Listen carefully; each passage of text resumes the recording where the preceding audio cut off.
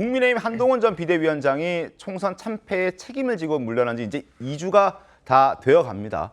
정치권에서는 한 전 위원장 근황을 둘러싸고 소문들이 무성한데요. 어제 한 라디오에서 이런 얘기가 나왔다고 합니다. 직접 들어보겠습니다.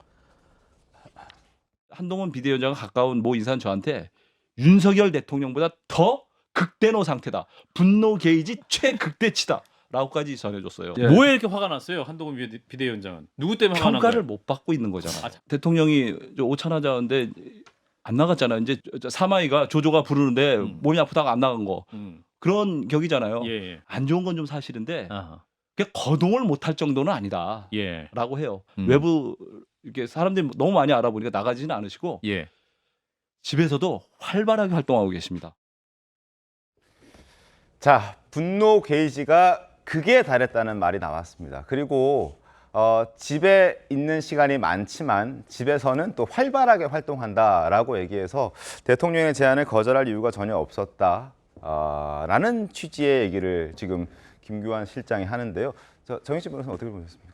글쎄요, 저게 확인이 될 수 있는 이야기가 물론 본인의 주장입니다. 예. 그러니까 저런 주장을 하는 것이 그래도 다른 사람도 아니고 그 언론사 논설 실장인데 그렇다라고 하면 이러이러한 근거가 있다라고 하는 걸 보여줘야 되는 건데 그렇지 않고 저렇게 이야기하는 것이 과연 얼마나 그 여론에 도움이 될까? 네. 한동훈 비대위원장한테 도움이 될까? 아니면 그 마이너스가 될까? 그런 건 잘 모르겠고요. 그다음에 저런 이야기는 뭐 저도 할 수 있는 거 아니겠습니까? 그러니까 저런 건 그렇게 도움은 안 될 것 같다는 저 개인적인 판단이 있습니다. 알겠습니다. 자, 이야기가 여기서 그치는 게 아닙니다. 조금 더 저희가 준비를 한 게 있는데요. 한 번 더 들어보고 또 얘기를 이어가겠습니다. 단톡방에다가 그 이른바 최근에 화제가 됐던 용산의 그 간신 3인방 그런 예. 기사도 올리시고 윤석열 대통령 그 지지율 그 기사도 공유하고 심지어 그 유력 인사들한테 예. 그 앞으로 뭘 어떻게 해야 되느냐 나는 이런 그 조언을 컨설팅. 구하는 문자도 보내고 제가 그 문자를 받은 분이 문자를 보여준 것까지 제가 봤어요. 자, 저 사람의 전원에 따르면 이러합니다. 한동훈 전 비대위원장의 분노도 지금 말할 수 없을 정도로 강하다. 극대노하고 있다. 윤 대통령보다 더 극대노한 상태다. 분노의 게이지가 최극대치다. 이건 뭐 방송에서 얘기해도 된다라고 본인이 취재한 걸 이야기를 한 겁니다.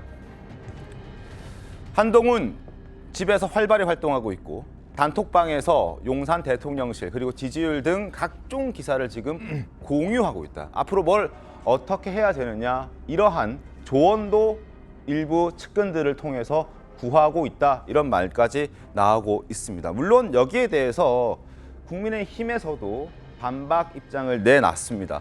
뭐 단톡방이 있다는 얘기는 전혀 사실과 다르다라는 그런 입장과 함께 김규환 CBS 논설위원회 한동훈 전 비대위원장 관련 발언 자체가 사실과 다르다라고 얘기하고 그 한 예로 단톡방 같은 것은 존재하지도 않는다 이렇게 얘기하면서 근거 없는 이야기를 마구잡이로 한 것에 대한 어떤 불만을 국민의힘에서도 드러낸 상황입니다. 어떻게 보셨습니까, 변호사님? 일단 한동훈 위원장이 이번에 윤석열 대통령과의 오찬 회동을 네. 일단은 거절하지 않았겠습니까? 건강상의 네. 이유를 들었는데 건강상의 이유라고 하더라도 이유가 참 그렇죠. 사실 오찬이라는 것이 뭐 한두 시간이면 충분히 끝날 수 있는 일정임에도 불구하고 네. 거절을 하다 보니 한동훈 위원장과 윤석열 대통령 간의 불화설이 불거질 수밖에 없는 거고 그러한 갈등이 현실화되는 게 아닌가라는 생각도 들지 않을 수밖에 없을 것 같습니다. 그렇기 때문에 이와 관련된 보도가 계속해서 나오는 것으로 보여지고요. 네. 한동훈 위원장이 만약에 이렇게 윤석열 대통령과 자기와의 관계가 이렇게 멀어지는 것이 부담스럽다고 한다면 충분히 그에 관한 말씀을 하실 수도 있을 텐데 아직까지 그 어떤 전언도 나오고 있지 않죠.